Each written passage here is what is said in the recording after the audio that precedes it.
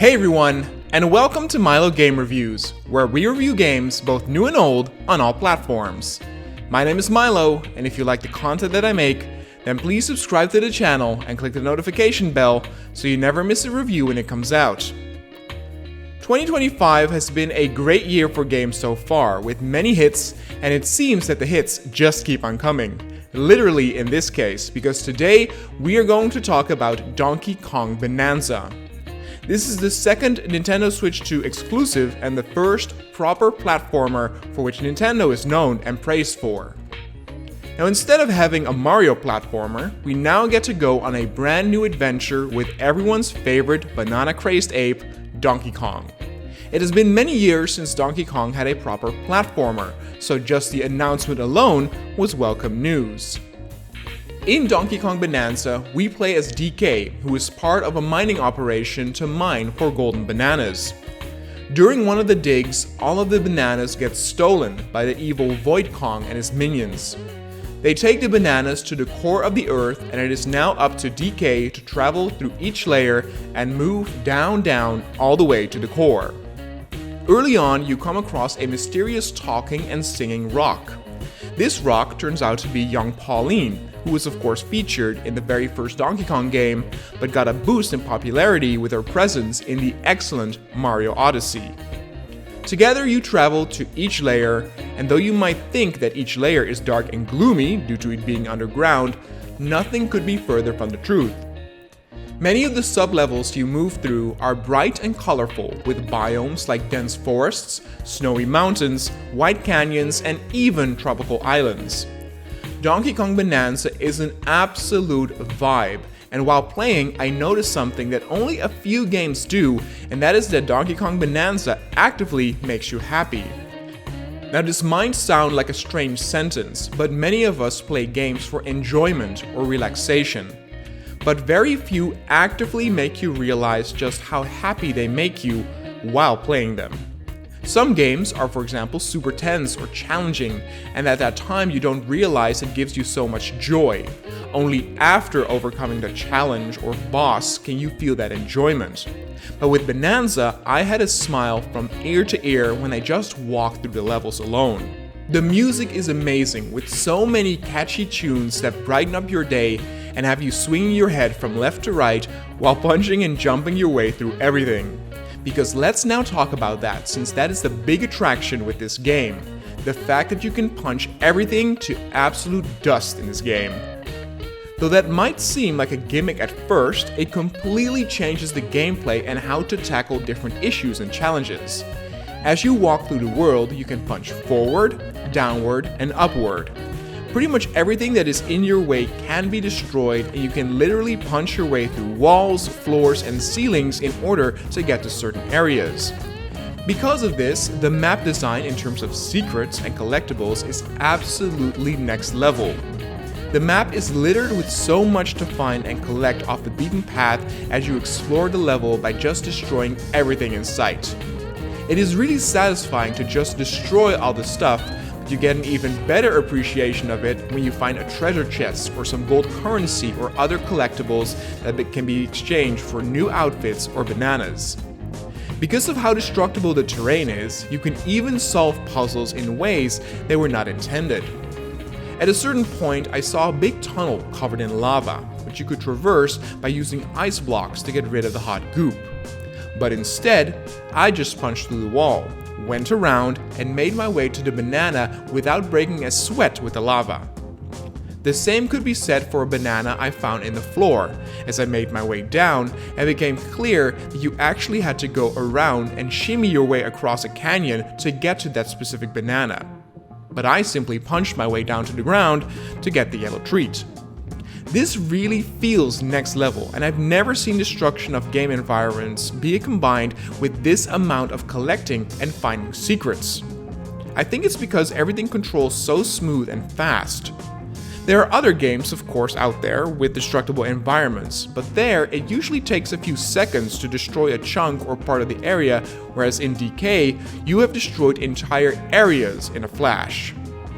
It also never gets disorienting, because you have a very handy radar that you can use at any time to see if secrets are above or below you. So the destruction is absolutely fantastic. But what is also cool is that the developers show how talented they are with not relying solely on the destroying aspect, but also giving us plenty of that platforming goodness that they are known for. Platformers nowadays are required to keep the player occupied with varied gameplay every few minutes, and Donkey Kong Bananza does exactly that. Every 5 minutes you will be doing something different. The intro section is a bit tame, but once you get to the first sub-level, it is on like Donkey Kong. You can follow the main quest or find bananas throughout the level, you can find fossils, seek for treasure, perform challenges, or even partake in bonus levels that can give you plenty of gold. It gives you that dopamine rush every minute or so, and I constantly noticed how excited I was when I saw something new from the corner of my eye and wanted to explore that. Completionists out there really have their work cut out for them, because there is a ton to see and do. The game itself never gets really that difficult, but as with previous Nintendo titles, there are some difficult parts in the form of the challenges. These are short challenges that usually last less than a minute and have 3 bananas to collect. 2 of them are often easy and doable, but the third one requires more work and effort. The challenges themselves are also very varied in terms of gameplay, and this is where the game will satisfy more seasoned platform enthusiasts. It seems to me that Nintendo really has found out the formula to keep the pacing of a game fresh and avoid it from becoming stale. It is something they also did in Mario Odyssey and the recent Zelda games. You see, the challenges, as mentioned before, are very short, but I think that is a good thing. If you were to embark on a challenge that would take 10 or more minutes, it could be a bit boring if it presented you with gameplay that is not to your liking. But since all the challenges are so short, it never gets tedious or boring or repetitive, just like Zelda does with its many shrines that present a type of puzzle and gameplay for about 3 to 4 minutes each.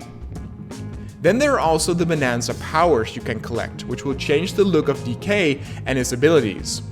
There's a Bonanza where he turns into a flying ostrich, a sprinting zebra, or a Super Saiyan version of himself complete with Super Saiyan hair made from bananas.